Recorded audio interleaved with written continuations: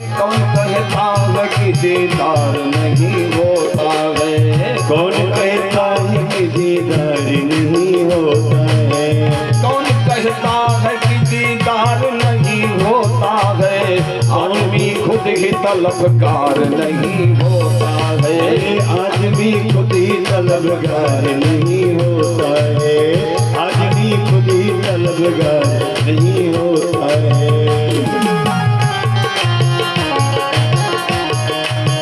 कौन कहता है कि दीदार नहीं होता है, कौन कहता है कि दीदार नहीं होता है, आदमी खुद ही तलबगार नहीं होता है, आदमी खुद ही तलबगार नहीं होता है।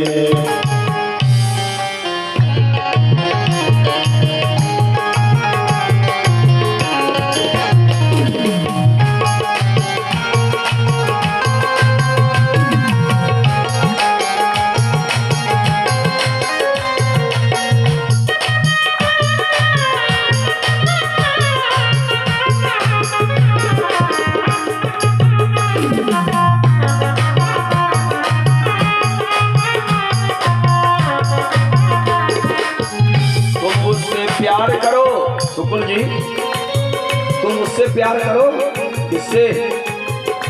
उससे, इससे, किससे? उससे, किससे?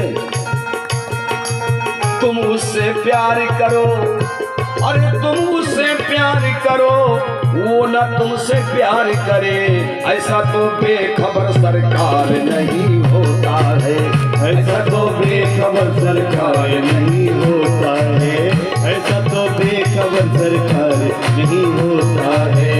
और कहता है कि दीदार नहीं होता है, कौन कहता है कि दीदार नहीं होता है, आदमी खुद ही तलबगार नहीं होता है, आदमी खुद ही तलबगार नहीं होता है।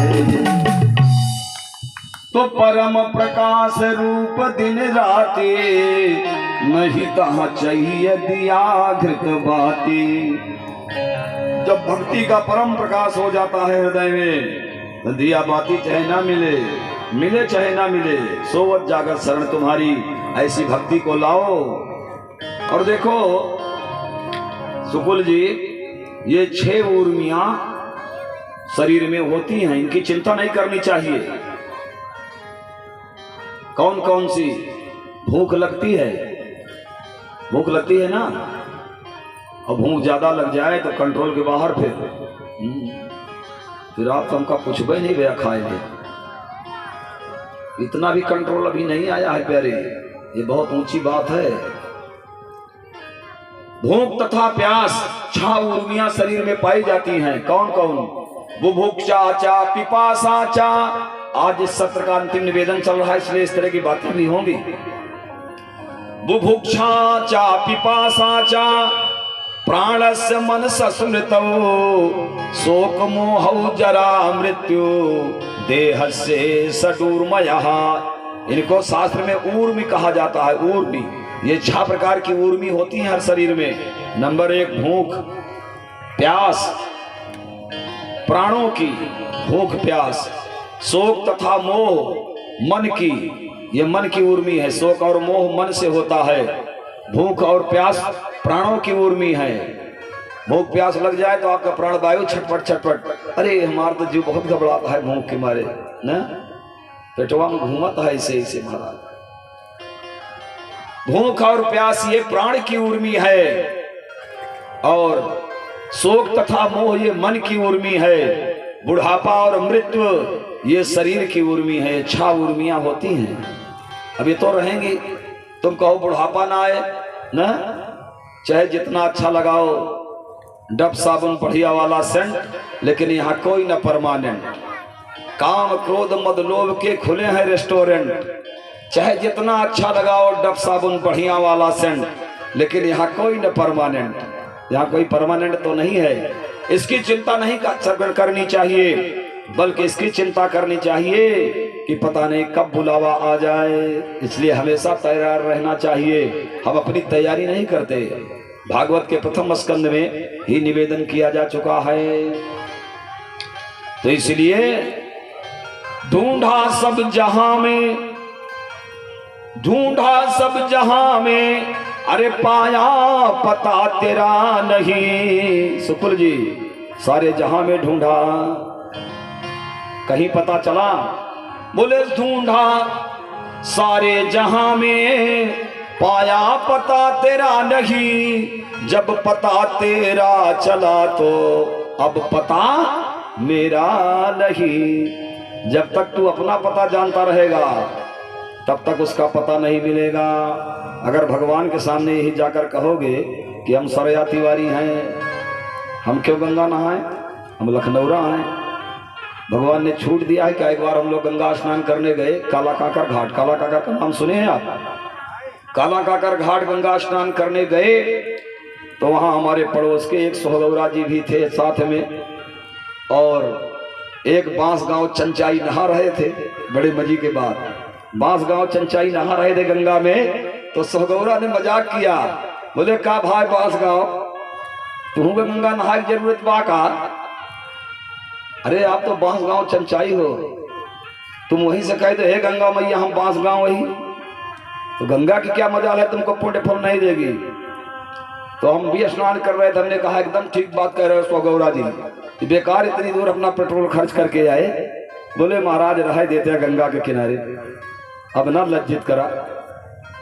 तो प्यारे ढूंढा सब जहां में, पाया पता तेरा नहीं। जहां पता तेरा लगा तो अब पता मेरा नहीं। जब तक जात्याभिमान है, धनाभिमान है, बलाभिमान है, जितने भी अभिमान है प्यारे, जब तक ये विद्यमान रहेंगे तब तक उसका पता नहीं लगेगा जिसको तुम ढूंढ रहे हो। किसको ढूंढ रहे हो?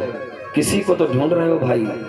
यहाँ जितने लोग हैं बैठे, हम लोग भी उसी में हैं, किसी ना किसी को ढूंढ रहे हैं, सब सर्चिंग में लगे हैं।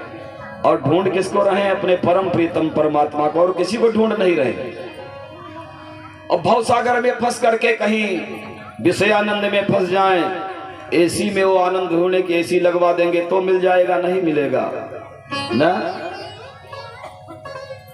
आहा, इसलिए सज्जनों यहां आने के बाद श्रुति स्मृति विप्राणाम नयने द्वय विनिर्मिते, श्रुति और स्मृति ये विद्वानों के दो नेत्र हैं, जिससे एक का ज्ञान नहीं है वो काना है। अगर विद्वान कोई आया श्रुति नहीं जानता या श्रुति जानता है स्मृति नहीं जानता तो आपका कल्याण नहीं कर सकता। केवल कीर्तन गाने से, बाजा बजाने से, नौटंकी करने से भागवत नहीं होता। विद्यावताम भागवते परीक्षा, भागवत में बड़े बड़े विद्वानों की रीढ़ कांप जाती है प्यारे। और आजकल कल के कीर्तन गायक जितने हमारे क्षेत्र में भी सब भागवताचार्य, सब भागवताचार्य, टोटल भागवताचार्य। एक श्लोक भागवत का नहीं आता, लेकिन संसार के लोग भी केवल मधु पी रहे हैं। मधु पी रहे हैं ना भाई। पहले भागवत होता था, आप लोगों ने सुना होगा, बचपन में हमने भी देखा एक आध दो बार, आंगन में भैया मड़वा गाड़ दिया जाए, एक ही पंडित जी आए, केवल एक। हमारे क्षेत्र के एक श्यामा शरण ब्रह्मचारी जी थे, हम लोगों ने बचपन में देखा था। हाँ, मेजरगंज के ब्रह्मचारी जी, उनकी भागवत बहुत दूर तक होती थी। यहाँ भी आए होंगे कभी मेजरगंज वाले ब्रह्मचारी जी। श्यामा शरण ब्रह्मचारी वृंदावन में पढ़े थे, पूरी भागवत कंठस्थ एक तरफ से टोटल। शादी नहीं किया था उन्होंने, बाल ब्रह्मचारी थे, ब्राह्मण थे। दिन भर दोपहर भर स्वयं पाठ करते थे। सुबह 5 बजे से पाठ करना शुरू करें, 1 बजे तक निरंतर एक आसन पर बैठ करके भागवत का पारायण करें संस्कृत में। और दोपहर में फलाहार लेकर के थोड़ा विश्राम करके फिर 3 बजे से कथा सुनावे, स्वयं अकेले शाम तक कथा सुनाते थे। बताओ, एक विद्वान इतना परिश्रम करता था। सज्जनों, एक वो भी समय था, कालांतर में भागवत की कथा चलने लगी और बीच बीच में लोग जो है ऐसे ऐसे ऊँघने लगे। बोले भैया ज्यादा देर तक वेदांत सुना नहीं जाता। तो सबसे पहले वृंदावन में अंतरराष्ट्रीय कथा प्रवक्ता कृष्णचंद्र शास्त्री, कृष्णचंद्र उपाध्याय जी, उन्होंने कहा भाई भागवत क्या है? बोले भव रोग की औषधि है। भव रोग, भव माने संसार, संसारे का रोग तो सबको लगा है, बस इसी रोग से मुक्ति दिलानी है बोले ये सब तो नींद ले रहे हैं जितने यहाँ आए हैं बीच बीच में। तो कृष्णचंद्र शास्त्री ने कहा नहीं, थोड़ा सा संगीत का प्रयोग कर दिया जाए, थोड़ा सा केवल कीर्तन के लिए बीच बीच में हरे राम राम राम हरे हरे इत्यादि, श्री कृष्ण गोविंद हरे मुरारे, केवल कीर्तन। बोले हाँ भैया संगीत मिला दिया जाए, क्योंकि दवा बड़ी कड़वी है और कड़वी दवा में पहले वैद्य लोग चूर्ण में मध मिला देते थे। मध मिलाकर चटा दे तो बड़े आराम से रोगी चाट ले, उसका रोग भी ठीक हो जाता था। ऐसे ही भागवत की कथा में थोड़ा सा संगीत मिलाया गया, थोड़ा सा, और फिर संगीत का इतना प्रचार प्रसार हुआ, इतना प्रचार प्रसार हुआ शुक्ल जी कि दवा तो गायब हो गई। अब मधु है, केवल मधु पिला रहे हैं ना, दवा गायब है। जब दवा नहीं रहेगी तो रोग कैसे दूर होगा बोलो? ये संसार का जो रोग लगा हुआ है ये केवल मधु पीने से। हमारा भी कलाकार इंटरनेशनल जगत के हैं, अगर मैं चाहूं तो आपको केवल भजन संध्या ही सुनवा सकता हूं। हम तो यही चाहते थे कि दिन में कथा हो और रात में भजन संध्या का कार्यक्रम हो, कलाकारों के लिए अलग से व्यवस्था किया जाए। क्यों घनश्याम जी? अब ऐसे ही करना, भविष्य में भागवत हो तो फिर देखो कितना आनंद आता है। भजन संध्या का कार्यक्रम हो 2-3 घंटे का और दिन में कथा हो 5-6 घंटे। तो मधु पिलाना शुरू कर दिया, इतनी मधु कि भागवत गायब। अब कीर्तन गाने वाले राकेश आजाद जी, फला आजाद जी, फला कीर्तनकार, बोले सब भागवताचार्य। भागवत प्यारे सज्जनों आत्मरंजन का विषय है। जो वेदों का अध्ययन किया है, उपनिषदों का अध्ययन किया है, वही भागवत के तत्व को निकाल सकता है। बोलिए भागवत भगवान की जय। इसलिए भागवत जी का मुख्य और परम संदेश है कि केवल सब कुछ छोड़ करके भगवान के शरण में रहो और भजन करो। ये मत मानो कि मेरा जा रहा है, मैं जा रहा हूँ, न तेरा जा रहा है न तू जा रहा है। हाँ, आना जाना इस शरीर का काम है प्यारे, आपका काम नहीं है। तेरा जीवन है दिन 4 तूने की कर ले रे मनवा। तेरा जीवन है दिन 4